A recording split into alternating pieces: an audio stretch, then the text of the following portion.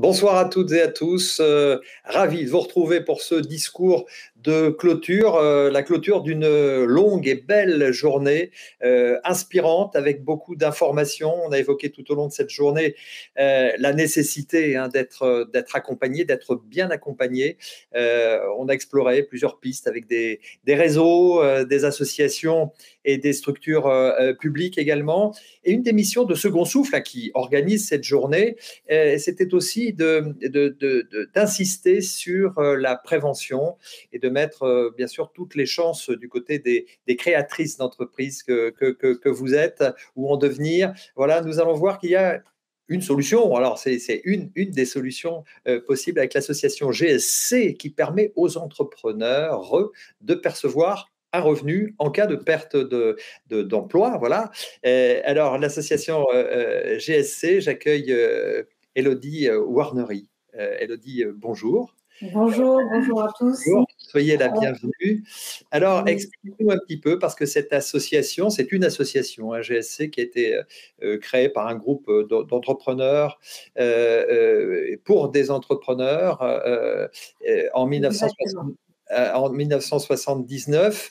Ça a fait son chemin et aujourd'hui, GSC, c'est un produit d'assurance volontaire. Alors, expliquez-nous un petit peu. Alors, GSC, c'est surtout une association. En fait, c'est l'association GSC. L'association GSC, c'est trois choses. La première, c'est que c'est une association qui sensibilise. Il y a 2 ans, on peinait à faire comprendre à certains chefs d'entreprise qu'il fallait anticiper les risques, qu'ils n'étaient pas à l'abri d'une difficulté. Aujourd'hui, aujourd'hui, tout le monde sait qu'évidemment, un événement exogène peut venir impacter la gestion d'une entreprise, quelles que soient les qualités de gestionnaire du dirigeant. Donc, la sensibilisation est fondamentale et elle permet justement la prévention des difficultés et le rebond. L'association GSC, c'est aussi une association qui promeut effectivement un produit d'assurance volontaire. Il a été créé, comme vous l'avez dit, par des chefs d'entreprise pour les chefs d'entreprise. En l'occurrence, il a été créé par le MEDEF, la CPME et l'UDP, donc des organisations patronales. C'est tellement nécessaire, en fait, ce filet de sécurité qu'ils ont voulu, c'est tellement nécessaire qu'on essaye aujourd'hui encore de le Alors voilà, bon, il y a un petit problème technique sur la connexion d'Élodie Warnery. Je vais peut-être passer à une autre intervenante parce qu'on a visiblement perdu la connexion. Et ce sont les aléas, bien sûr, du direct et des fameux réseaux, mais là, les réseaux Internet. Alors, je vais m'adresser tout de suite à BPI France, Hélène Formery. Vous êtes responsable de l'animation et du financement des réseaux d'accompagnement chez BPI France. Alors, bon, faut-il rappeler que la BPI France, c'est la banque des entrepreneurs, en tout cas, c'est comme ça que vous vous définissez. Il y a eu effectivement, alors on a beaucoup entendu parler de BPI France pendant cette fameuse crise sanitaire avec des aides financières assez inédites, très importantes qui ont été versées aux entreprises en difficulté pendant cette crise. Quelles actions BPI a mis en place en faveur de l'entrepreneuriat au féminin? Parce que je pense qu'au travers des structures et des réseaux justement que vous financez, que vous accompagnez financièrement, quelles ont été justement ces actions? Bonjour à tous. Donc je vais essentiellement parler de la création d'entreprises parce qu'il y a eu d'autres actions portées par BPI France au niveau de l'entrepreneuriat féminin, notamment avec la signature de la charte Sistra. Au niveau de la création d'entreprises, on a signé donc cette année, en 2021, l'accord cadre avec le ministère chargé de l'égalité entre les femmes et les hommes, en coopération avec la BNP et la Caisse d'épargne. Cet accord cadre, il a pour but de se diffuser dans l'ensemble du territoire, puisqu'il va être repris par les échelons régionaux pour être signé, donc ce qu'on appelle les PAREF, donc c'est la déclinaison de cet accord cadre au niveau régional, dans lequel le conseil régional va être très moteur pour que ces actions se déclinent sur l'ensemble du territoire. Qu'est-ce qu'on va retrouver dans cet accord cadre? On va retrouver un ensemble d'actions qui va permettre de lever les freins à la création et à la croissance des entreprises par les femmes. Donc ces actions, ça va être des actions de sensibilisation, de formation, de communication et d'accompagnement ante- et post-création. Alors, oui, est-ce que vous pouvez justement sur cette sensibilisation, cette formation, vous pouvez préciser juste un petit peu les points?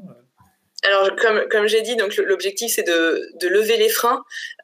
Nous, on part du principe chez BPI France qu'il existe une offre d'accompagnement et de financement à la création d'entreprises, ce qu'on appelle de droit commun, c'est-à-dire qu'aujourd'hui, les réseaux d'accompagnement offrent des services, de l'accompagnement, des formations, des actions, des financements qui vont permettre à un entrepreneur de pouvoir être accompagné et d'avoir les clés de réussite de son entreprise.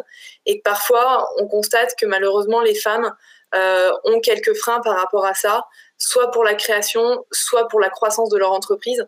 Il s'agit de développer des programmes spécifiques donc sur la sensibilisation, sur la formation, pour gommer ces freins et pour leur permettre justement d'être pleinement possessrice des programmes de droit commun.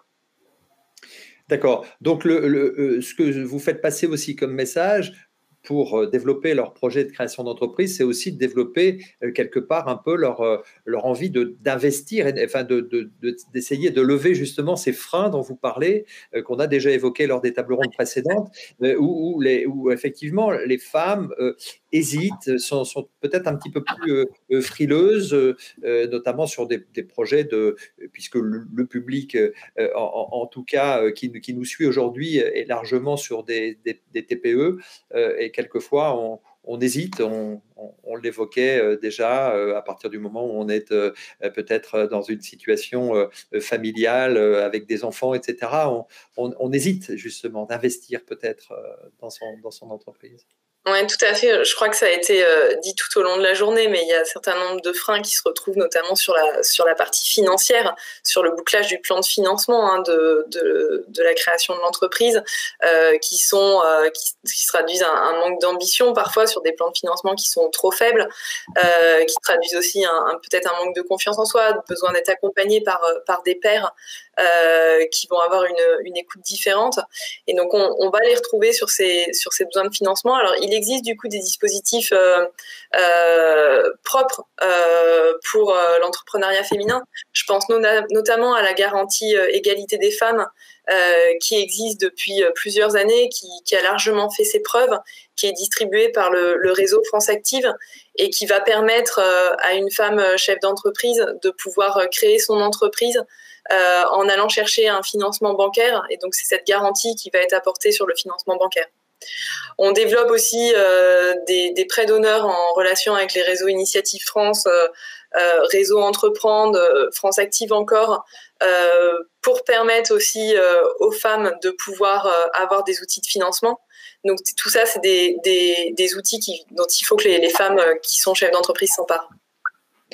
Oui, enfin, vous parliez de Réseau Entreprendre que je connais bien. Effectivement, c'est un réseau qui accompagne justement des porteurs de projets, des repreneurs d'entreprises et des boosters, des développeurs d'entreprises. Et justement, par le biais des financements que vous proposez, évidemment, ça permet de lancer justement ces prêts d'honneur qui sont voilà, remboursables, mais c'est quelque chose qui est important après étude du projet de pouvoir mentionner et de pouvoir bénéficier de ces prêts à partir du moment où le dossier est accepté par la structure porteuse. Voilà, et puis c'est au-delà des prêts d'honneur, c'est aussi un accompagnement sur la durée fait par les réseaux qui permettent que les premières années de vie de l'entreprise soient pérennes. Oui. Bien sûr. Je vais revenir peut-être, et je reviendrai à vous, Hélène, pour redonner la parole à Élodie, qu'on a retrouvée. Donc, on parlait justement de cette problématique de rémunération et d'être couvert en cas de difficulté. Là, on parlait des financements au démarrage, mais quand on a lancé son entreprise et que malheureusement on a une erreur ou voilà, un problème de parcours, ce que vous proposez avec GSC, c'est une assurance perte d'emploi, donc du dirigeant et de l'entrepreneur. Exactement. Expliquez-nous exactement ce que c'est. C'est-à-dire qu'on peut choisir d'être couvert sur une période. Exactement. Alors, c'est un produit d'assurance volontaire qui effectivement permet d'avoir un filet de sécurité financier pour justement savoir comment rebondir et comment, par exemple, continuer à financer les études des enfants ou payer un loyer ou des échéances de prêt alors que vous avez ou bien liquidé votre entreprise ou bien cesser votre activité sous contrainte économique. Alors, comment ça marche? On peut être couvert, donc soit 12 mois, 18 mois ou 24 mois. Vous n'allez pas beaucoup au-delà parce qu'on imagine que voilà, c'est pas une assurance, comment dirais-je, qu'on peut mener dans le temps, et c'est vraiment pour permettre de rebondir justement et d'assurer cette transition, et cela pour une rémunération qui équivaut à peu près entre 55 et 70% d'une rémunération habituelle. Exactement, c'est au choix.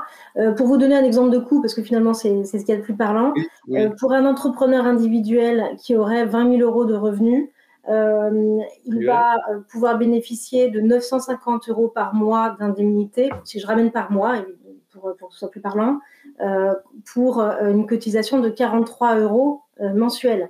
Voilà, donc c'est l'un des freins habituels à ce type de pas, en fait, pour franchir le pas de prendre une assurance volontaire, c'est l'idée que ça va coûter trop cher. Voilà, donc je vous laisse apprécier si 43 euros par mois pour avoir une tranquillité d'esprit ensuite, c'est trop cher. Alors bien entendu, c'est rapporté aux revenus, mais voilà, c'est une sécurité financière qui permet d'aller de l'avant et de savoir, encore une fois, de protéger ses proches.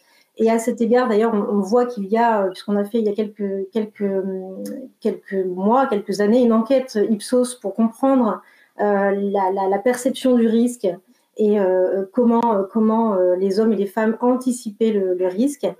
Et parmi les raisons qui poussent à prendre une assurance volontaire contre les conséquences évidemment d'une perte d'emploi, la première des raisons, c'est protéger sa famille. Pour 65% des sondés. Alors bien sûr, ce désir de protection, d'anticipation n'est pas forcément genré. Je ne suis pas sûre qu'il y ait une distinction à faire entre les hommes et les femmes de ce point de vue-là. Mais bien évidemment, la question du foyer et de la protection de ses proches est un élément décisif. On voit en revanche une différence entre les hommes et les femmes simplement parce que, par exemple, pour les femmes, la protection, la prise de risque est naturelle en tant qu'entrepreneur, en tant que chef d'entreprise, mais elle doit impérativement s'accompagner de mesures, de solutions de protection pour 57% d'entre elles, contre 48% pour les hommes. Voilà, donc ça c'est peut-être la seule petite différence, mais c'est je ne pense pas que ce soit particulièrement genré. C'est surtout lié, en fait, encore une fois, au foyer et à la protection de ses proches.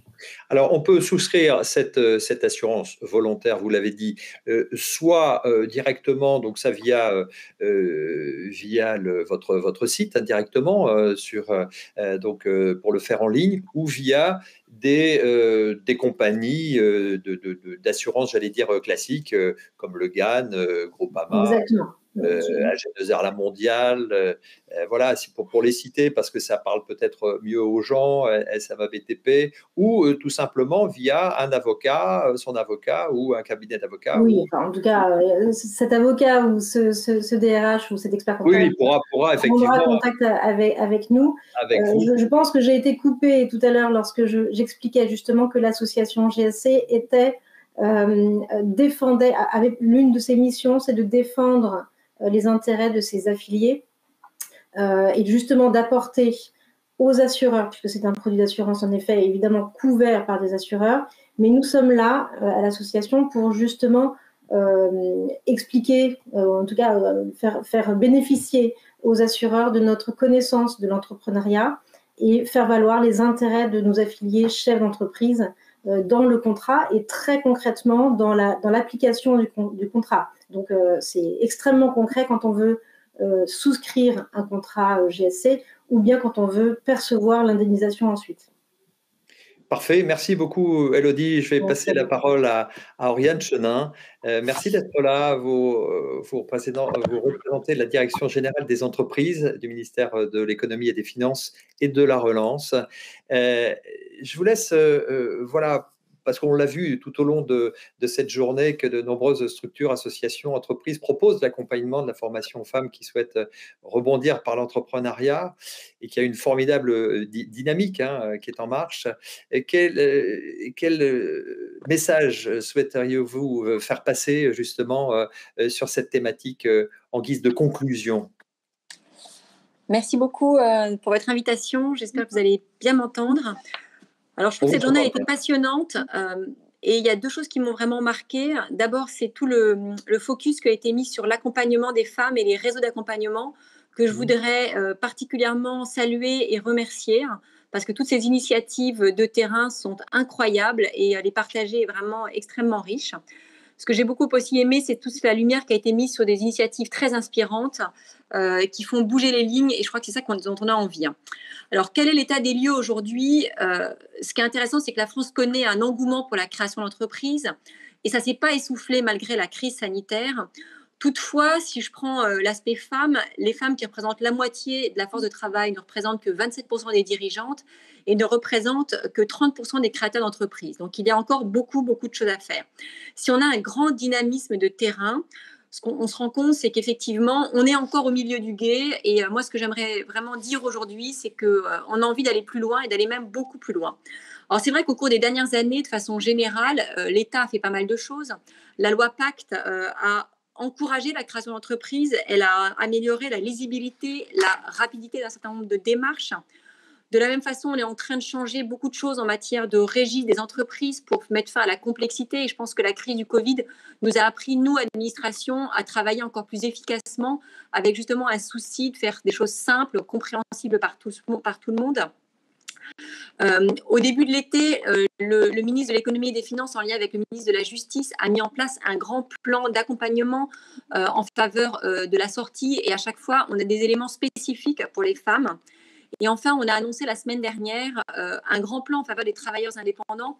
Pourquoi je cite tout ça ? C'est pour dire qu'effectivement, les choses changent, même si tout ça n'est pas dédié directement aux femmes, ça a un impact sur les femmes. Ce plan indépendant, il est important parce qu'on sait qu'il y a beaucoup de femmes qui sont indépendants, qui sont des travailleurs indépendants.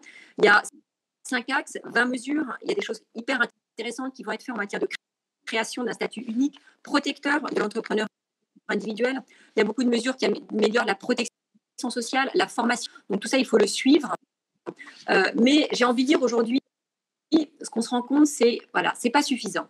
Pourquoi c'est pas suffisant ? Parce que je trouve que, et avec Emma Thibault, on s'occupe toutes les deux de ces aspects-là au sein de la DGE, avec bien sûr beaucoup d'autres personnes et en partenariat avec BPI France. Les femmes entrepreneurs, elles créent des entreprises, mais elles créent encore beaucoup d'entreprises dans des secteurs qui sont identifiés comme féminins. Et ça, c'est extra, mais il faut essayer d'aller plus loin. On a encore une faible présence des femmes dans les branches scientifiques, technologiques, numériques. Et on sait que ces branches-là, elles sont souvent plus rémunératrices. Or, le revenu moyen des femmes entrepreneurs, il est quasiment la moitié de celui des hommes. Et donc, elles ont du mal à se faire vivre par leurs moyens. Les femmes ont souvent l'impression qu'elles manquent de compétences entrepreneuriales. C'est pour ça que tout ce qui est accompagnement, tous ces réseaux d'accompagnement sont clés. Mais néanmoins, les femmes s'entourent moins que les hommes. Elles vont rarement au-delà de leur cercle proche. Or, on sait que souvent, 70% de son chiffre d'affaires, c'est le réseau qu'on connaît qui va le faire.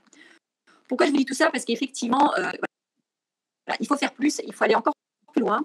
Les réseaux de femmes manquent de moyens souvent, il y a une énergie incroyable. Alors, on a perdu malheureusement Oriane. C'est un peu votre sentiment, Hélène Formeric. les choses bougent vraiment. Vous êtes au cœur, en plus de dispositifs financiers, d'aide. Il y a jamais eu autant, j'allais dire, d'argent sur la table qui a circulé pour justement cette cause entrepreneuriale, pour le soutien, bien sûr, mais aussi a sûrement permis de maintenir des entreprises à flot, mais aussi de forcer à se développer, à se réinventer. C'est un constat que vous faites aussi? Alors, totalement, et Oriane l'avait dit dans ses propos, on avance main dans la main avec la DGE sur ces sujets. Oriane est revenue, je vais peut-être la laisser continuer son propos. Mais mais allez-y, faites-nous part quand même, je ne vais pas vous couper. Voilà, je reprenais la parole quelques instants pour vous donner juste votre sentiment.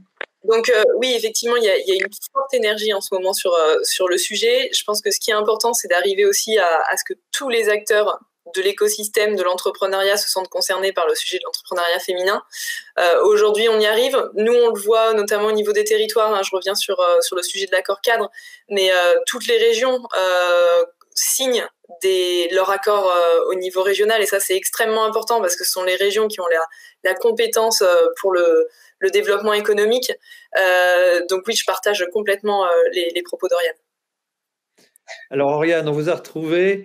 Allez-y, reprenez peut-être le fil de vos propos. Ah, ça y est, on l'a reperdu à nouveau. Je ne sais pas si on la récupérera avant l'issue de cette table ronde. C'est dommage. Vous aviez peut-être encore quelque chose à ajouter, Hélène? Du coup, je vous laisse la parole. Alors après, on a parlé de la question financière.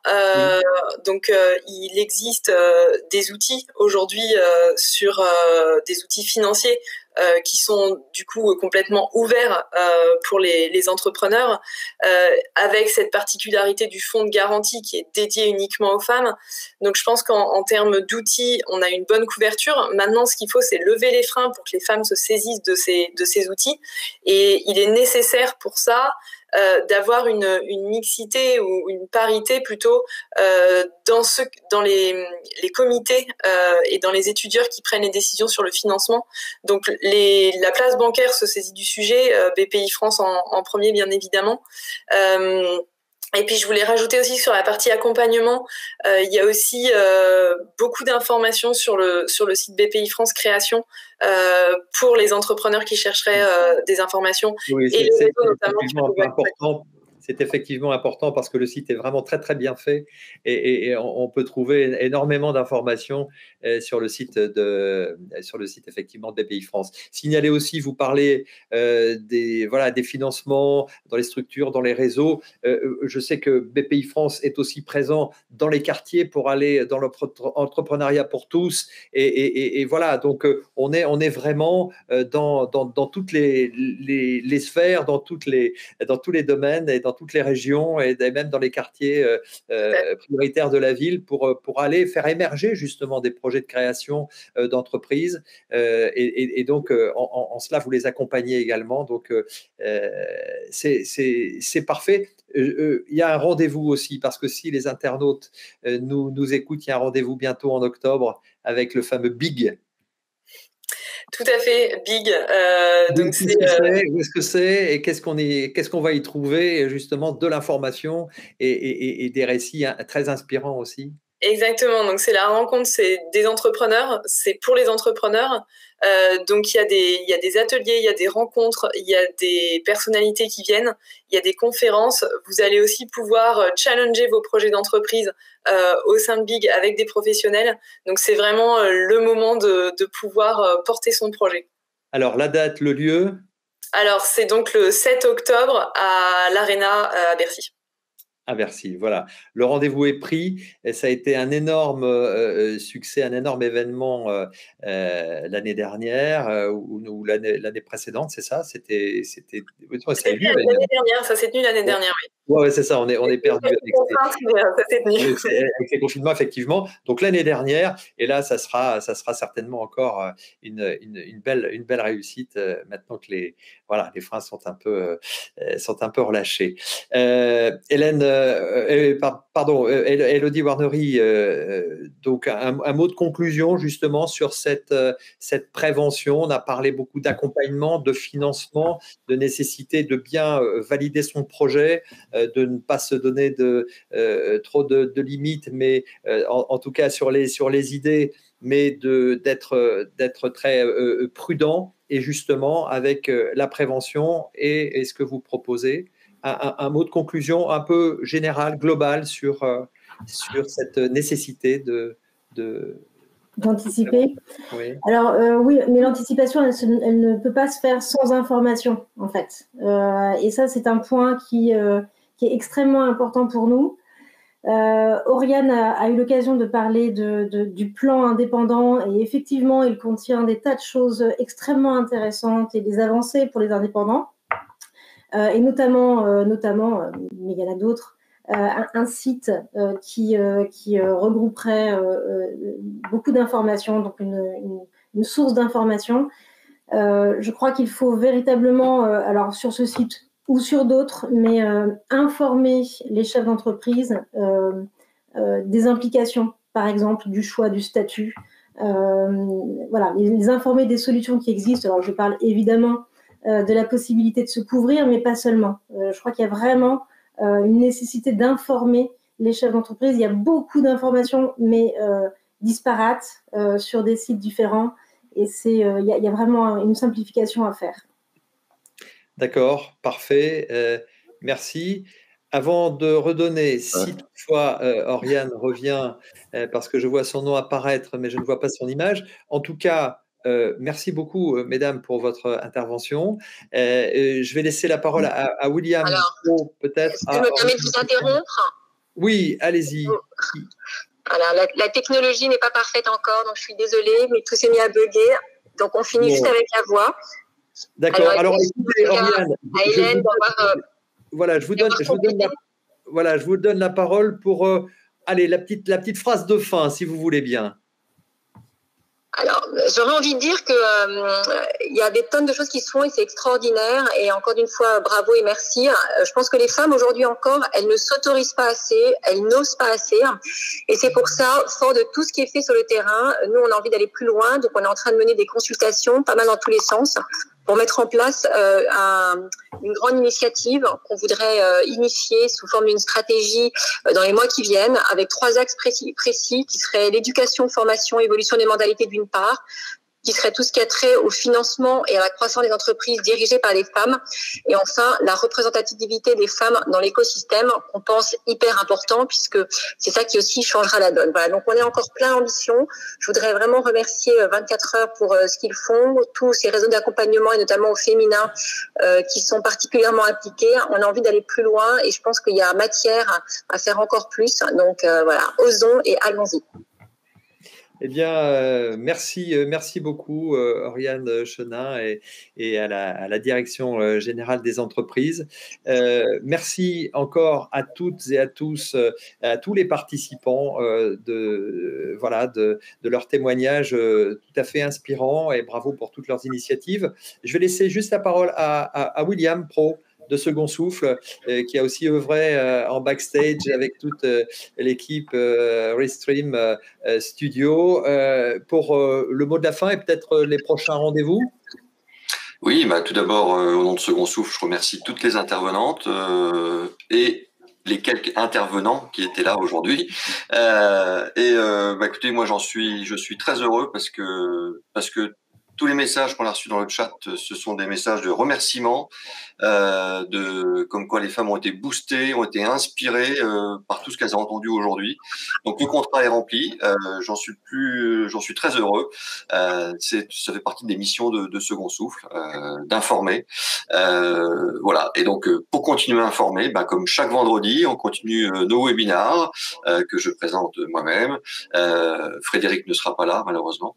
Mais donc vendredi prochain, on parlera d'un autre réseau pour vous aider à entreprendre. Celui-ci n'est pas destiné uniquement aux femmes, mais c'est pour tout le monde, hommes et femmes. Ça s'appelle le réseau Entreprendre. Et j'aurai le plaisir d'accueillir Romain Michel, qui est un délégué territorial sur l'Île-de-France de ce beau réseau. Donc, si vous voulez tout savoir, je vous invite à nous rejoindre pour vendredi prochain. Ne vous inquiétez pas, vous aurez tous les replays de cette journée. Je vous envoie ça d'ici demain soir. Et puis également pour vous inscrire à vendredi prochain pour le webinaire sur le réseau Entreprendre. Voilà. Il y aura peut-être un autre 24 heures. Mais bien sûr, Frédéric. Au mois de novembre. Fin novembre, il y aura 24 heures pour rebondir avec la franchise. Car on peut aussi créer une entreprise avec la franchise. C'est quelquefois peut-être plus facile. On est peut-être un peu plus accompagné grâce aux franchiseurs. Donc, on verra tout ça. Ça sera la prochaine journée 24 heures pour rebondir. Ça sera fin novembre. Voilà. Voilà, parfait. Eh bien, encore une fois, merci à toutes et à tous. Et puis, excellente fin de journée à tous. Merci. Merci. Bon week-end.